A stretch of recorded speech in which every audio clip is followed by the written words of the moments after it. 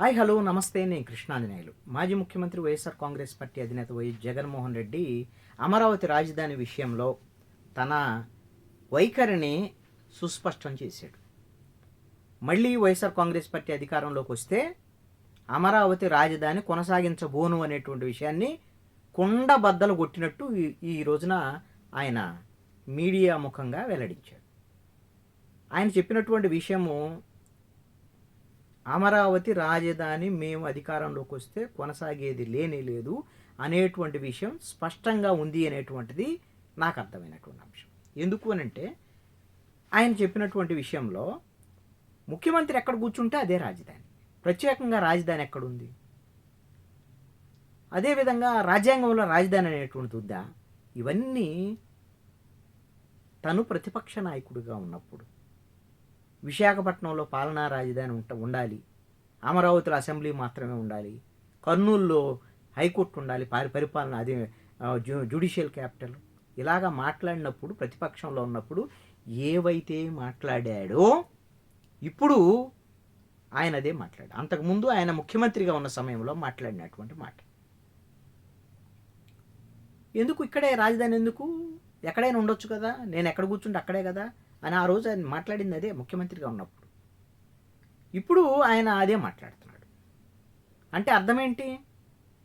తను ముఖ్యమంత్రిగా ఉన్న సమయంలో 3 రాజధానులకు సంబంధించిన నిర్ణయం ఏదైతే తీసుకున్నానో భవిష్యత్తులో వాటినే కొనసాగిస్తాను, అమరావతి ఒకటే రాజధానిగా ఉంచబోను అని చెప్పటమే కదా, ఇంకంతకన్నా వేరే ఏముంటుంది? రెండవది, గతంలో ఆయన ఏదైతే చెప్పాడో 1,00,000 కోట్లు కావాలి అమరావతి కట్టడానికి, డబ్బులు ఎక్కడున్నాయి అని ఏదైతే చెప్పాడో ఇప్పుడు ఏం చెప్పాడు? 2,00,000 కోట్లు అని చెప్పాడు. ఎందుకు చెప్పాడా అంటే మొదటి ఫేజ్ పూలింగ్కు సంబంధించి, భూముల సంబంధించినటువంటి ల్యాండ్ పూలింగ్కి సంబంధించి ఒక్కొక్క ఎకరానికి ఎంత, దాని డెవలప్మెంట్కు సంబంధించినటువంటి విషయం 50,000 ఎకరాలు 1,00,000 కోట్లు కావాలని చెప్పాను. మళ్ళీ రెండో ఫేజ్లో వెళ్తున్నారు ఇంకొక 50,000 ఎకరాలకి.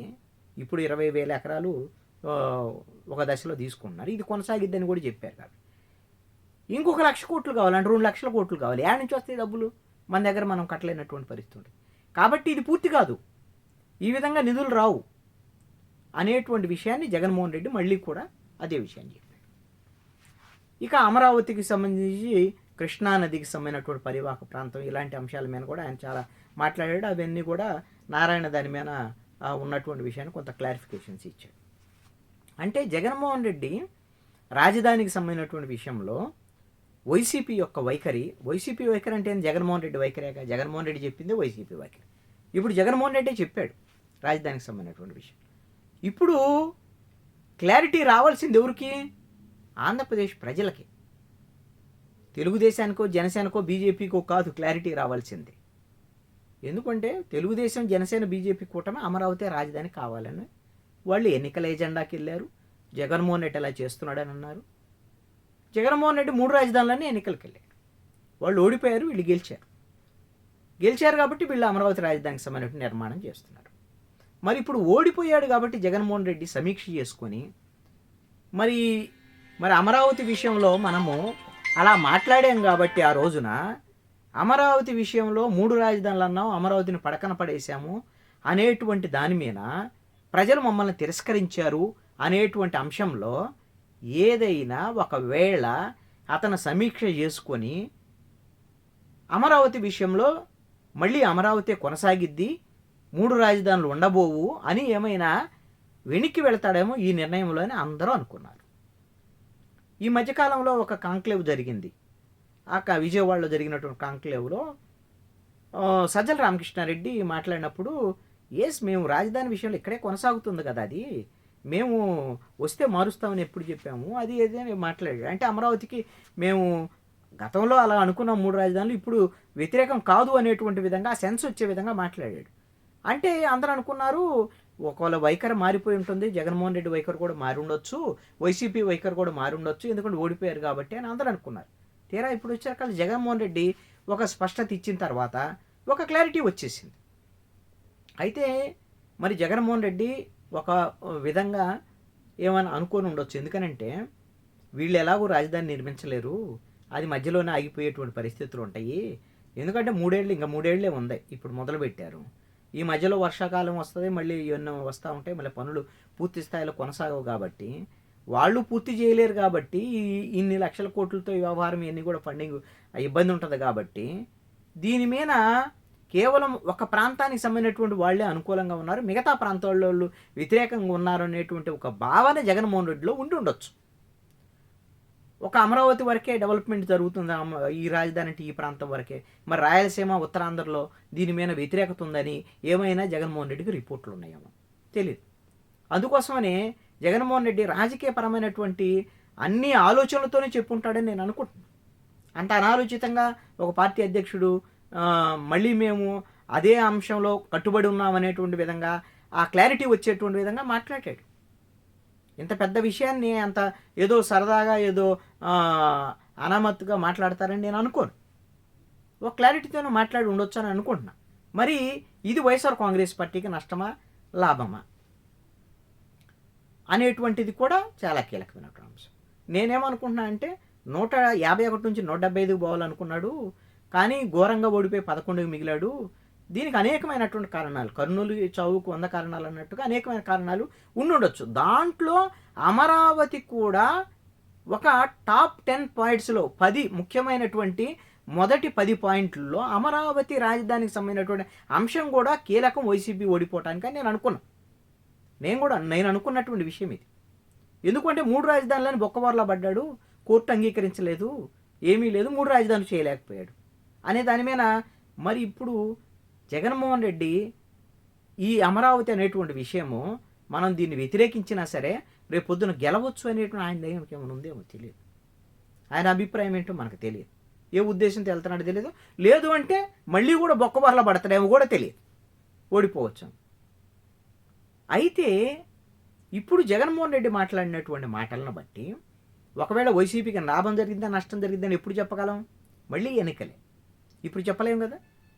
అయితే కూటమికి సంబంధించినటువంటి వాళ్ళ వ్యవహారంలో ఇంకేముంది, జగన్మోహన్ రెడ్డి ఇక అమరావతి లేదంటున్నాడు, అది లేదంటున్నాడు, ఇది లేదంటున్నాడు అని వీళ్ళు ఎన్నైనా మాట్లాడచ్చు. రాజకీయపరమైనటువంటి అంశాల కింద ఉంటాయి. ఆయనే క్లారిటీ ఇచ్చాడు, మాకు అమరావతితో పనే లేదన్నట్టుగా, మీరేం కట్టలేరు అన్నట్టుగా.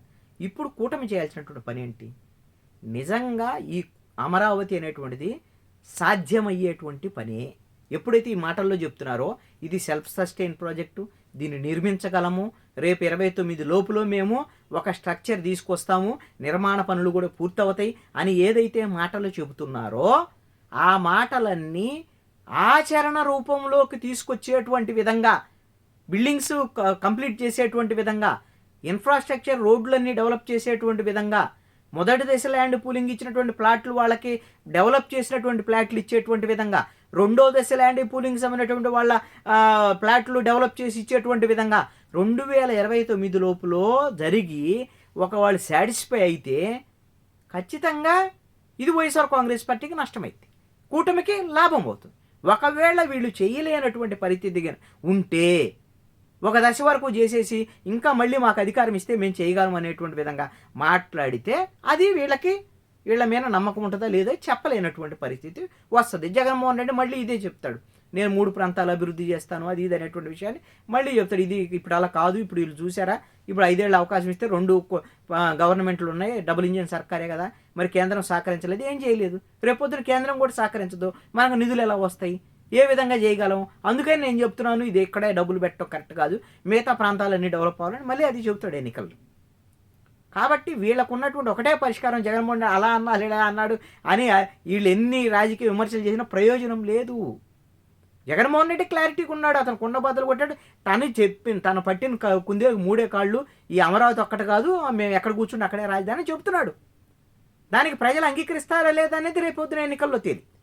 ఒకవేళ ఇప్పుడు ప్రజల్లో జగన్మోహన్ రెడ్డి నువ్వు అలా అంటానికి వీళ్ళేదో అమరావతి ఉండాలని ఏమైనా ప్రజలు ఇప్పుడు ఆయన ప్రెస్ మీట్ అవ్వగానే ఈ మీడియాలో ఇవి రాగానే ఏమైనా ఉద్యమాలు ఎక్కడికక్కడ ప్రజలందరూ కూడా రోడ్డు మీదకి వచ్చేసి మీరు జగన్మోహన్ రెడ్డి మీ రాష్ట్రంలో రాజకీయాలు చేయడానికి వీల్లేదు, నువ్వు అమరావతిని అంగీకరించాల్సిందే, ఎవరన్నా ఉద్యమాలు చేస్తున్నటువంటి వాళ్ళు ఏమీ లేదు కదా అలాంటి ఉద్యమం. ఎవరన్నా ఇప్పుడు అమరావతి వీటికి సంబంధించి చేసి వాళ్ళు రేపు మా స్టేట్మెంట్లు ఇస్తారేమో తెలియదు. ఈ కూటమి పార్టీ వాళ్ళు మాట్లాడేది రాజకీయపరమైనటువంటి విమర్శ కింద వస్తుంది. కాబట్టి జగన్మోహన్ రెడ్డి యొక్క వైఖరికి సంబంధించినటువంటి విషయంలో ఆయన క్లారిటీ, అమరావతి వద్దు, అన్ని ప్రాంతాలు మాకు ముద్దని ఆయన చెప్తున్నాడు.